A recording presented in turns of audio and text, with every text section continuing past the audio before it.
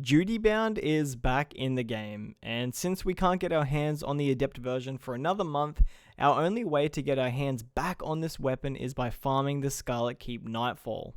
While this strike might be a handful, it's nothing compared to the pain that Savathun will feel when I run into her on my next playthrough with this triple tap 4 times a charm Duty Bound, just unloading an infinite clip into her head.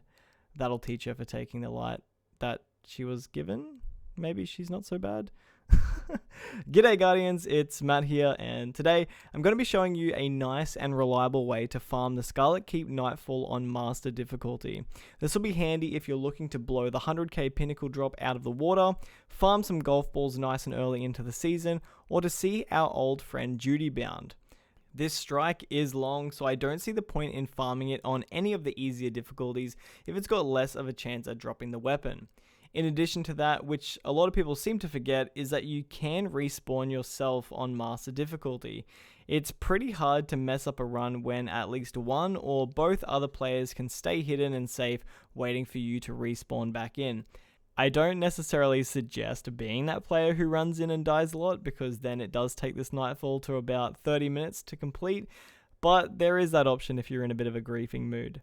Our fire team had 2 loadouts we were using. One of them was myself using Divinity on all the champions and bosses, while the other 2 fire team members used Izanagi's Burden to quickly take care of them. Although the gameplay in the background of this video is our other preferred loadout, and that's running something a little more standard. I have Lemonarch to take care of anti-barrier champions, an auto-loading blinding Pardon Our Dust grenade launcher, and a tracking rocket launcher. All while using Omnioculus to take advantage of the new Void 3.0 buffs, but mostly just to keep us stealth and resistant throughout the Nightfall.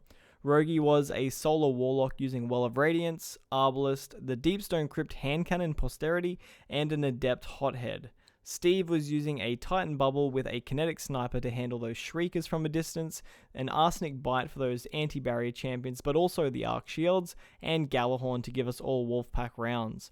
On Master difficulty, there is only Arc and Solar Shields to worry about, and anti-barrier and unstoppable champions. There is also a 25% damage increase on all Arc damage dealt and received, which meant Roguey's Posterity and Hothead and Steve's Arsenic Bite were hitting quite hard. We all had a way of getting charged with light so that we could proc Protective Light if we ever needed it, as well as utilizing the new seasonal artifact mod Lucent Finisher to give the team heavy ammo from each champion. Now, for the easy clears, my one piece of advice is actually patience. Sometimes powering ahead isn't the best strategy to speedrun through things. This Nightfall has a lot of things that can kill you very quickly. There's Shriekers, there's Ogres, Knights, and even Invisible Thralls. I'm serious, they're invisible. It's one of the modifiers for this Nightfall. So more often than not, you actually do want to kill everything in a room before progressing on, because you don't really want to run the risk of something coming up behind you and killing you. And on the other side of the coin, some encounters in this Nightfall require you to do things like stand on a plate to progress things, so you are going to be killing everything in the room. So don't try and skip ahead too much, but there are some parts of this strike that we can make a little bit easier. You would have seen that the start of this Nightfall is fairly straightforward if you've been watching in the background, but it's the encounter here that requires some teamwork. We found that after capturing the first plate, it was far easier to go right side than left. A couple anti-barriers spawn here which can be super detrimental to the run, so it's important to focus them down quickly. But other than that, we just peek in and out behind the walls and cover until it was safe to move over to the left hand side. After running ahead, hopefully you get the same RNG as us, where our champion just ran off the edge of the map. I don't know what happened to him, but we take those. At this next section, this is where Steve's sniper came in handy to help pick off everything in the distance. Again, this Nightfall isn't hard, you just have to play a little more reserved than something like Lake of Shadows. If you play the distance game, it's virtually impossible to lose. Before heading up the elevator, there's one more anti-barrier who's kind of acting like some sort of bouncer to a freaky nightclub. Too bad he's not very good at his job. For this elevator part, this is where Omnioculus shines. If you smoke bomb your other 2 teammates, it gives you back a full refund, meaning you can just throw it down for the entire elevator ride up. Eventually you'll stop, kill the enemies and the crystal, and then it's back to Smoke Bomb City. This will be a big stress reliever when it comes time for Grandmasters, since you won't have to contest all the enemies in their little windows on the way up.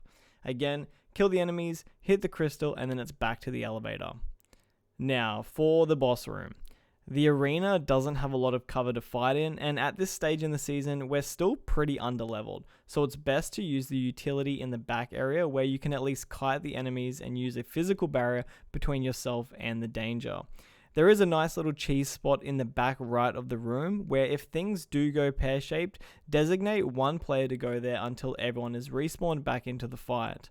But that's basically it, guys. Just keep on whittling down the boss, make sure ads are fine, whoever's running a blinding grenade launcher can really help out a lot here, and eventually you will get the clear. That's everything from me. Good luck farming some golf balls, guys, and at the end of the day, if you get your duty bound with triple tap 4 times a charm, you also can unload some serious lead into Savathun's head on your next campaign playthrough. And as always, take it easy, Guardians.